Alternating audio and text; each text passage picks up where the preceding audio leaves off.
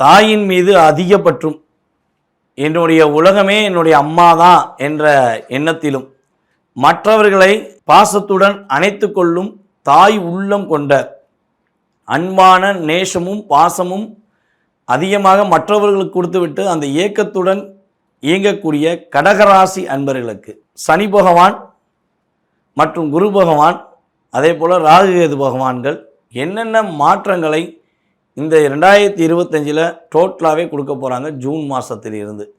ஏன்னா மே எண்டுலேருந்து எல்லா கிரகமும் பயிற்சி ஆயிடுச்சு. சனி பகவான் மார்ச் எண்டில் பயிற்சி ஆகிட்டார். ஸோ குரு பகவானும் ராகுகேது பகவானும் இந்த மே எண்டுக்குள்ளே பயிற்சி ஆகிட்டாங்க. ஸோ இன்னுமே வருட கிரகங்களுடைய பயிற்சி இந்த வருடத்தில் கிடையாது.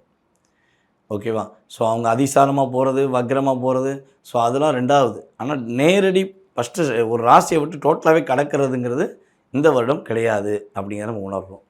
ஸோ அப்படி இருக்கும்பொழுது கிட்டத்தட்ட இந்த 2.5 வருட காலமாக பல போராட்டங்களையும் பல விஷயங்களில் அழுத்தங்களையும் வாழ்க்கை எங்கே என்பதை தேடி பார்த்தேன், எங்கேயுமே இல்லை.